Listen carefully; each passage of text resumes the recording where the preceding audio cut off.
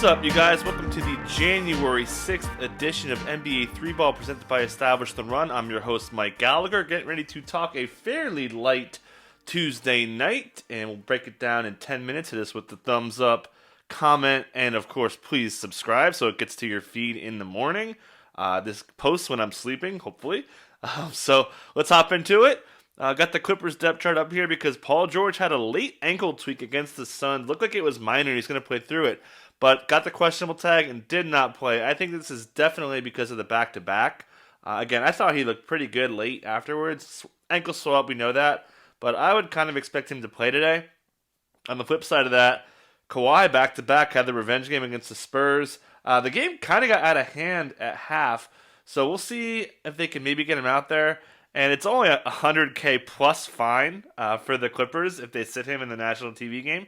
We'll see if they could kind of wiggle their way out of it. But they were fine taking a $50K fine last year in, I think, November it was, and they just sat him. So, Ballmer's got the dough, so your Xboxes may go up by half a cent now with all the money Microsoft makes. Good news, sort of, on the Kings. Tyrese Haliburton getting a questionable tag today after missing the last two, which was expected. Did do on-court shooting before the last game, and he was getting reevaluated either yesterday or sometime around yesterday from what they were saying. They didn't give a timeline, but they said when they get back to Sacramento, they'll reevaluate him.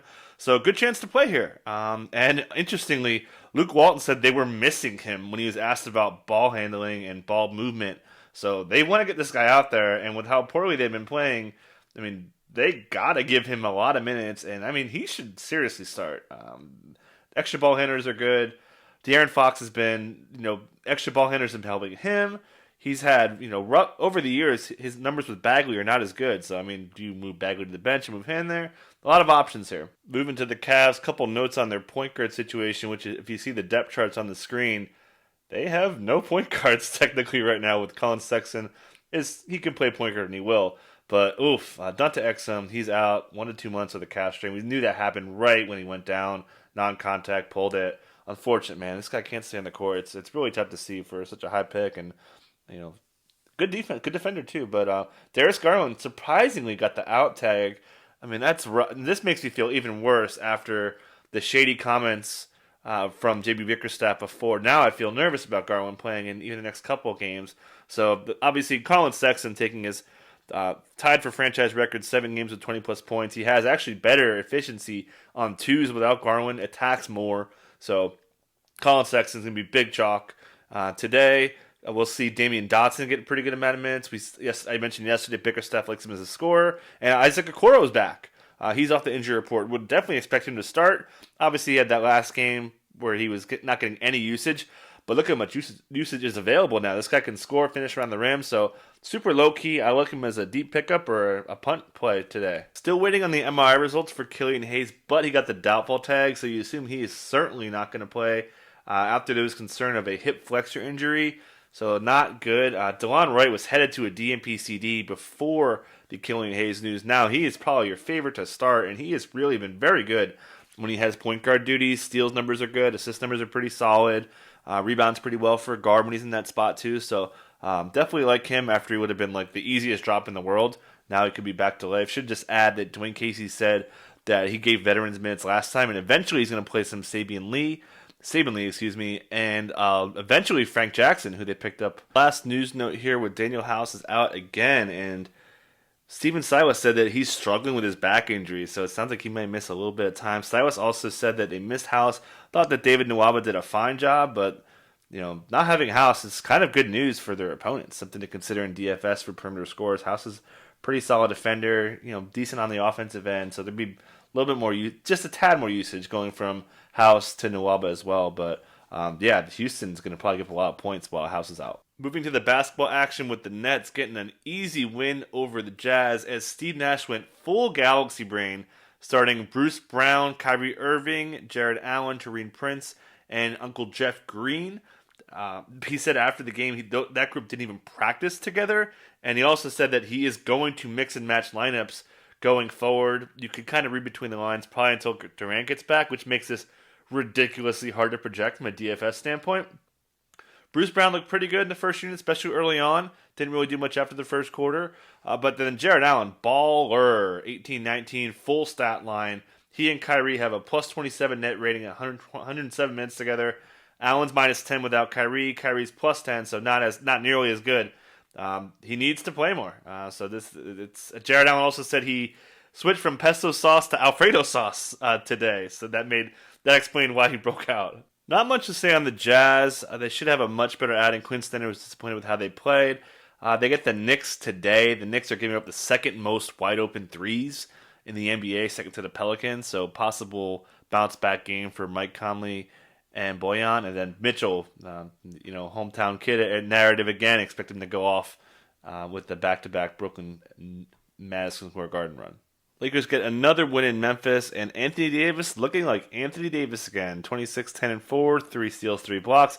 Mentioned after the game he likes to get those blocks and deflections. And Anthony Davis, besides a little shooting inefficiency, looking like Anthony Davis again. 26, 10, and 3, 2.7 steals, 2.0 blocks after the lack of blocks to start the year. So feeling much better after the slow start statistically if you took him early. And Kyle Kuzma, quiet again. Really just that first quarter and the starting lineup boosted him. Since then, he's been extremely quiet, and we've known this. In his minutes with AD and LeBron, he is really bad per minute, so not really that surprising. Moving to the Grizzlies side of things, we had a DeAnthony Melton sighting, and the second unit is basically the backup point guard, with Tyus Jones still getting the lion's share, but Melton made a really big impact defensively, looked a lot better on offense too, so he's someone to keep an eye on. We did see the same starting lineup with Brandon Clark out there at the 4, started the last game, but those were both against the Lakers. You would think that they're going to probably go smaller going forward, and Taylor Jenkins said he was considering Desmond Bane, so either way, both Bane and Melton could be finding more playing time. Melton's used as 1 through 3, so a lot of paths to him finding minutes, and he's pretty good per minute, as if he could somehow be not one of the worst pull-up shooters in the NBA like he was last year. Compelling opportunity. Would like to see him do it again as far as being a pickup or a DFS play, though.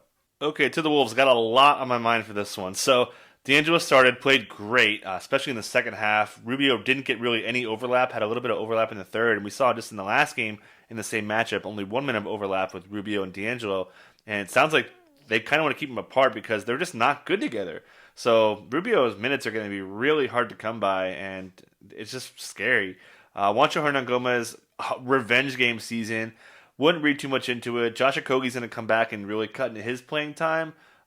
So, yeah, I wouldn't overreact to that strong game. But really the star of the game for me was Jared Vanderbilt, who's been making plays. And he went from being a 4 to now a straight 5. Really, I thought he was going to start the second half with how poorly Ed Davis was playing. And Naz Reid had his worst game of the year, maybe ever. It was just a bad game for Naz Reid. But Vanderbilt, I mean, he's earning minutes. He has to get more playing time. And we know that Saunders is trying to figure out what to do. He likes Ed Davis on Jokic, and he also mentioned in the previous game that he likes him as a screener for D'Angelo Russell. Shout out to Dane Moore, had mentioned that D'Angelo and all of D'Angelo's pick and roll shots came off Ed Davis screens. Ed Davis is a pretty good pick and roll big, more traditional. Had a little bit of rapport of that in the Nets days with D'Angelo. So something to keep an eye on, different matchup. So it's kind of, you shouldn't really feel great about Nas and Ed Davis, but Jared Vanderbilt kind of on the upswing. And again, Josh Okogie getting the Q tag today. Didn't play, obviously, got the out tag eventually. But yeah, more or less avoiding the situation unless you're looking at a deep league Vanderbilt action, who, again, he probably should start. He's earned it. Jokic just killed this front court, no surprise. With a 35, 15, and 6, 3 steals and a block, and a 3 on it. Great shooting. I mean, MVP talks for real. Denver's got to win some more games. Really quiet game from Jamal Murray, especially in the second and third quarter. Didn't really look for a shot as much. Jermichael Green continues to play great ball right now. Definitely a pickup, especially with Michael Porter Jr. out. And I still think he's going to be able to find minutes. And yeah, we see a lot of these small guard lineups. Facu Campazzo got more time. Not a great ad, but certainly someone to look at with Monte Morris. Monte Morris can't really lose minutes, so it's going to be tough for Campazzo when MPJ comes back to be consistent. And also not really too much going on with the late games besides what I mentioned on Kawhi and Paul George. So we're going to get out of here on that. You guys enjoy your Wednesday. NBA Matchups is loaded today, so I hope you're subscribed to Established Throne. It's like 3,000 words, ridiculously packed with stats. And we'll have the show and everything. So really good stuff for content on Establish the Run. We'll check you guys out later.